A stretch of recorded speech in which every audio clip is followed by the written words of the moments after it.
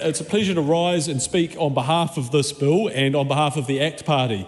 Look, we are in a situation in New Zealand where Kiwis are increasingly dissatisfied with what they're getting out of their building industry. I don't actually blame them. Just this afternoon, I attended the Chinese building construction sector's New Zealand Chinese Building Association report launch, hosted by my colleague Nancy Liu and attended by Minister Penk, in which we were presented with a word cloud. Now, this word cloud, the biggest word in there is expensive, and I think that is an apt description of building in New Zealand.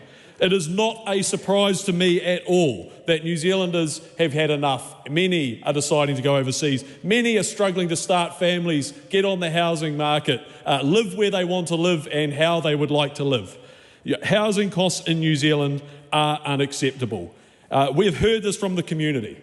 During the campaign, ACT went about with a building materials equivalency register policy. And I'm glad to see that such a policy is being adopted into this bill, because we need to get prices down in New Zealand when it comes to building a house. Madam Speaker, construction is 20% of the jobs in New Zealand.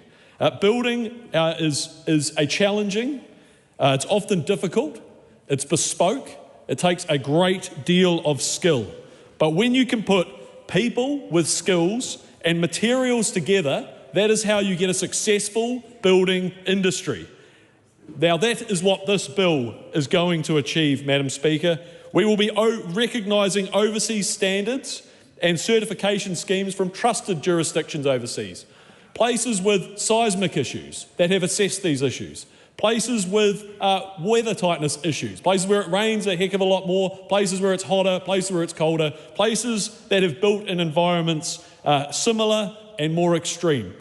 Madam Speaker, we need to get competition into our building supply market. But it is not a monopoly, as a previous speaker has spoken about, because of some oligopoly. It is a situation in which councils make it so hard to achieve standards in New Zealand for new products to enter the market that it is not a surprise that our cost of building is so high. Materials are far, far too expensive. I myself, as a licensed building practitioner, have attempted to have minor changes happen on plans between one set of cladding plaster to another set. Now, it struck me down when the council said, oh, we can't recognise that, even though the details, and my fellow tradies out there know what I'm talking about, when the details are completely alike, but the product name is different, well, we have to go through a whole rigmarole to try and get that changed. Delays, costs, shortage of material. Madam Speaker, this is why housing is so expensive in New Zealand. This bill will streamline the citing of international standards that can be used in acceptable solutions and verification methods. To the members of the House who haven't swung a hammer in the last, ever, especially on the other side, I can tell you that these acceptable solutions and verification methods are how we get things approved in New Zealand. And I see there's some offence being taken. I am very sorry for anybody who's done it on a DIY basis, but a DIY does not a builder make.